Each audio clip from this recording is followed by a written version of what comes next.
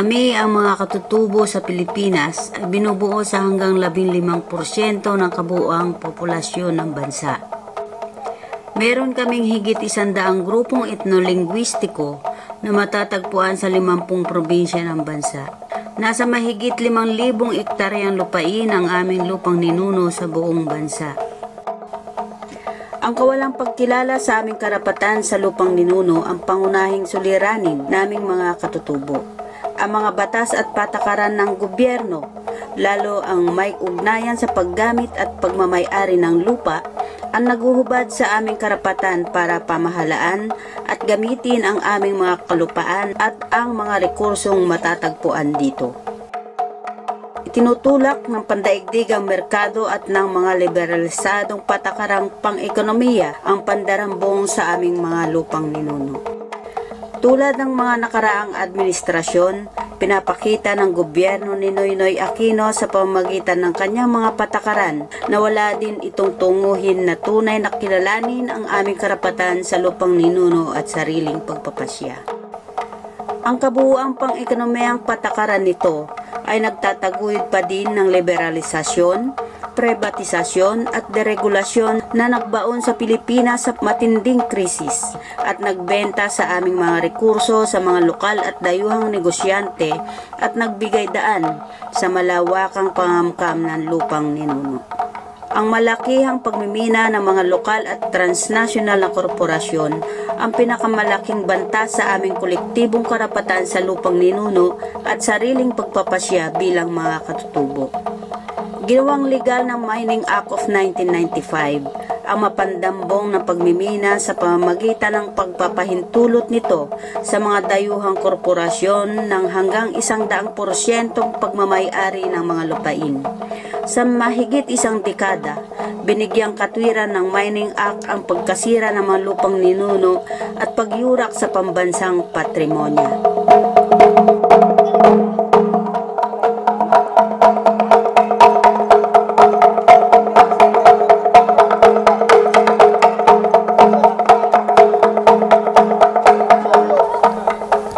Tatanda kami nga kababaihan, tikang kang runaan nga matriple burden no adda dagito nga kumpanya. Maabuso kami iti sexual harassment. No kas pangaringan ma-operate dayta, tadda ti kwarta nga ikabkabil da kano ija silang da. Mauawanan ti trabaho, da kami nga awan ti adal na. Mawanan kami ti pangalaan ti makan. Maiyakar kami no sa dinno hang mga amo no je tangatang tapos maawan ti tribo mi di minto amo no sino ti kasinsin mi wino kabsat mi. Ang public-private partnership ni Aquino ay nagbigay daan din sa privatisasyon ng industriyang pang-enerhiya. Ang mga proyektong pang-enerhiya tulad ng mga dams, geothermal at coal power plants ay laganap sa buong bansa. Malawakan din ang pangaagaw ng lupa sa forma ng mga plantasyon, economic zone at mga proyektong pang-ekoturismo. Anya dayta nga para future mikit dayta kat dakkel nga proyekto dayta nga umuumay dito iyan mi. Kat dayta kat supsupen na ti danom pangalaan mi nga ti inumin mi. Pangalaan nga ti talon ti inumin na. Ket ti tao daga ken danom dayta tagsisilpo. Ken dagiti kay kayo. Sa dinno kami nga agbyag, sa dinno kami nga aglinong, sa dinno kami nga uminom. Sa dinno ti pangalaan mi ti kanin mi, no maawan dayta nga dagami, saksakupen niyo. Ang pagkawala ng lupa, katubigan at mga kagubatan ay nagpapalala sa hirap na hinaharap ng mga katutubong kababaihan habang pinapabigat pa ang responsibilidad para mabuhay ang pamilya. Ang kawalan ng kabuhayan at trabaho ng mga katutubong kababaihan ay nagpapababa sa aming sarili, sa aming pang-ekonomiyang kakayahan at sa aming partisipasyon sa pagbubuo ng mga desisyon at kapasyahan. Sa pagpapatupad ng mga programa sa aming komunidad, madalas kaming naisasantabi.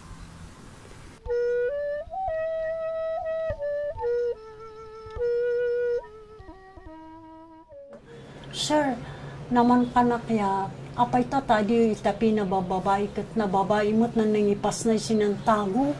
Dadamot na nangianak sinantago. Po, pinalakpakan ng pati soldado, pinalakpakan na.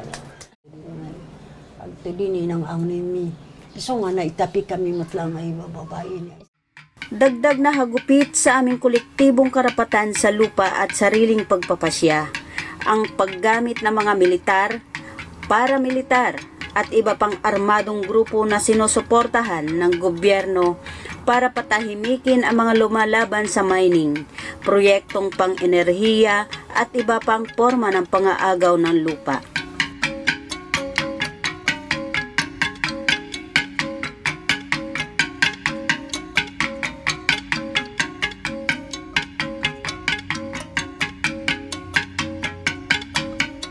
Kanya kanig hindi ni kayo at Davao so naldo kayo si kasundalo no istambayang koy istambay sundalo dit bay noy no paduro kupil ng pambumba salo matagdakop katwa salo tuhuyang kipadan sibilian tagmamanok kito og pamula kimay kat na pamulaan o nagkapod day kakayon in pamula.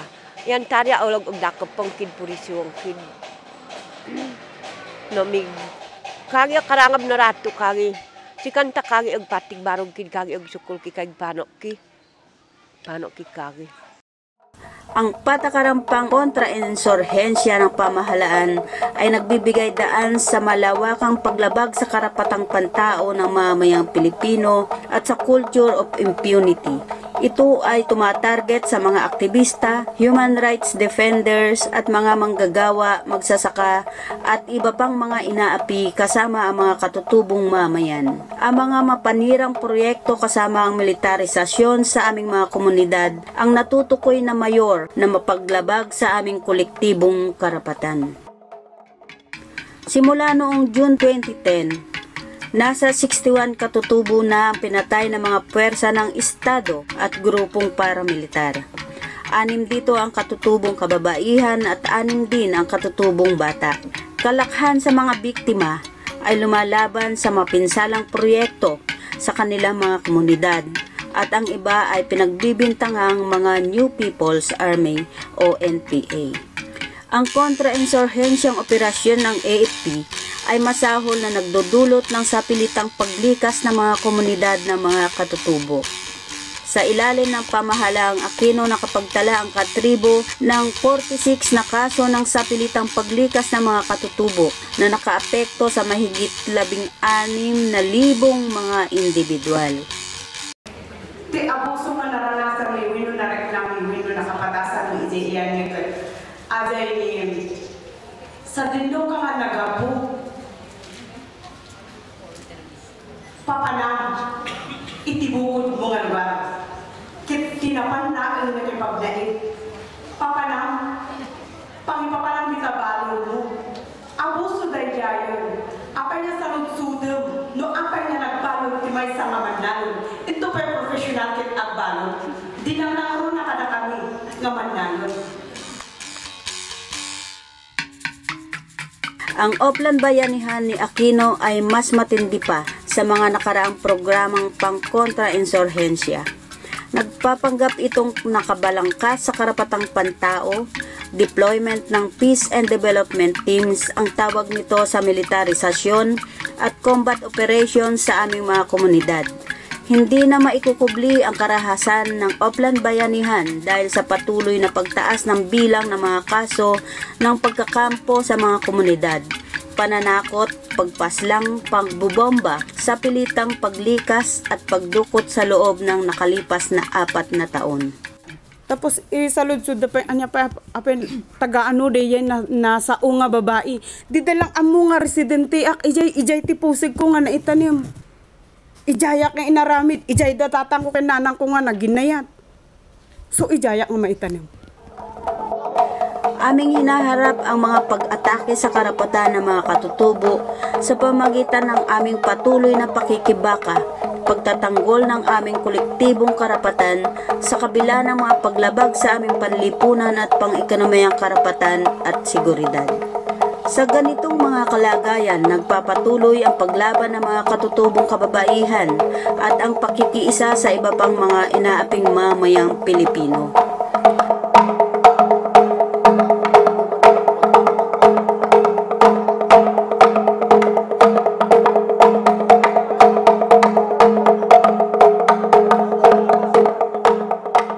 Organisa kang ginahiliusan niya bilog mga kababainhan para pakigbatuan man. Yan ay ang mga hindi makipumuluyo ng katuyuan ng gobyerno. Pakigbatuan, ipakigbato namin ang kinamatarang namin. Nga indit nga waay ng gobyerno kung lapot dyan o kurban. Nga amo di ang lupa ang panubiyon na yan. Tawaan kami kinamatarang sa pag-angkon ng lupa namin na panubiyon sa aming Sabi ng isang mahusay na babaeng lider katutubo, si Bai Bibiaon Bigkay, hindi kami interesado sa pagpasok ng mga dambuhalang negosyo ng mga korporasyon ng pagmimina o kahit pa sa lahat ng pera na isinusuhol nila. Ang kailangan namin ay ang makabalik sa aming mga lupaing ninuno. Ang gusto namin ay umalis sa aming mga komunidad ang mga militar na nag-aastang private army ng mga dambuhalang korporasyon.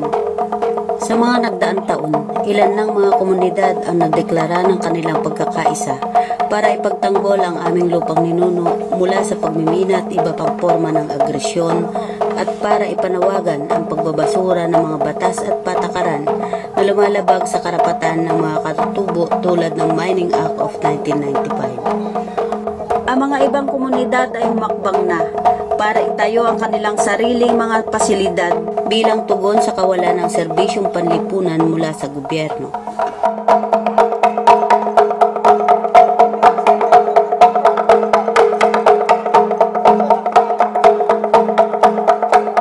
Kini ang among eskwelahan kanang dili gyud mi gusto nga mosulod ang mining ug ang militarisasyon dinhi kay nagapaningkamot gyud ang mga ginikanan nga makatukod og eskwelahan pinaagi sa pagtabang sa Basta Mindanao ug sa nagkalain-laing organisasyon sa mga lumad ug naningkamot jud pud ang mga ginikanan nga makatukod jud og eskwelahan kay kaning para makahuman ang kabatan-unan namo dinhi sa komunidad. Tadya microhydromi, inaramid mi, itibukod mi nga linget. Nang ted dagiti dadu mga agent sa basabali nga agency karagijay ni makinarya tanyang kay awan ti makinarya ijay basar mitla ang ijay unity mi nga umiili. Marami na ding mga aksyon laban sa malaki at mapanirang pagmimina, proyektong pang-enerhiya, pang-aagaw ng lupain, militarisasyon at iba pang mga issue sa pamamagitan ng mga gawaing advokasya, kampanya at mga protesta sa national at international. At sa lokalidad, tuloy-tuloy ang mga aksyon ng mga katutubo. Ang ilan sa mga ito ay pinapangunahan pa mismo ng mga katutubong kababaihan.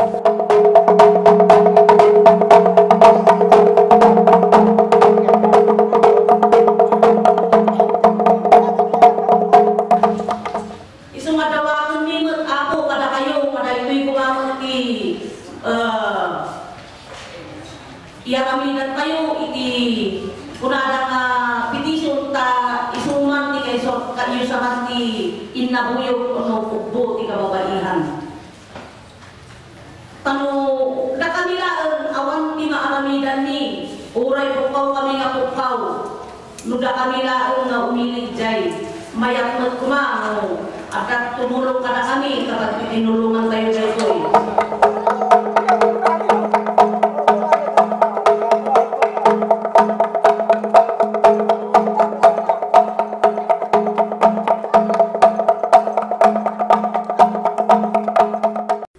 So nga manipod ang kamkampo dagiti militar ijay ayan mi ijay min nga nasurong no kas anong nga lumaban mit lang kanyada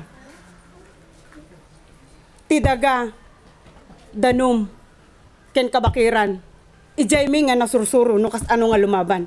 Protektaran dagiyay nga nagapuan mi. Ta isukit garod ti mabyagan mi. Tapos itaytayag mi ti ima mi, lumaban kami para itiday ito nga paggapuan ti kanin mi.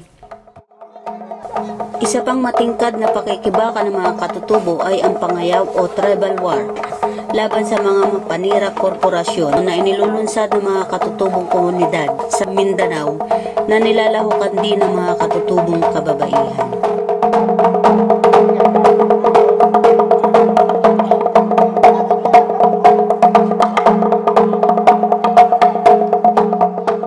Una-una na migbarog ko'y. Una-una migbarog ko'y. Warap migtabang ka na migbarog. So kamubutong na yung durog ma. Sino kayo nakabarog ko'y oh. So sayad ni alakan ka na. Tubuakan ka kalaming tanok. Kanig hunaon an panahon ni takrog kay kas kantara ni laging ni upaw kabubungan noy no ni sinundul man kay kaikma agpamulat kayo sinundul nig meeting kayo meeting kay guyag noy tagmamanok kito ag pamula kimay kat na pamulaan o kapod day kakayon in pamula yan tarya olog og dakopong kid purisyong kid no mig kagi karangab na rato kagi si kanta kagi og patig barog kid kagi og sukol ki kag panok ki kagi so kagi ano man do to konug pamula isika iyan dia olog kag bulduson isika so buldus kay kas mo kasilaan no og experience kamo ako layan hasta kasilaan nig sinundul ka kayon ig pamula ko nagkaotan di nakay pulong nig pano kayo si kanamik mo boy nagsuporta kay kat nig pano. Ang mga pangayaw at mga katulad pang forma ng paglaban ng mga komunidad ng mga katutubo ay nagpapatuloy hanggang sa ngayon at magpapatuloy pa hanggat nananatili ang banta ng pagkawala ng aming mga lupain.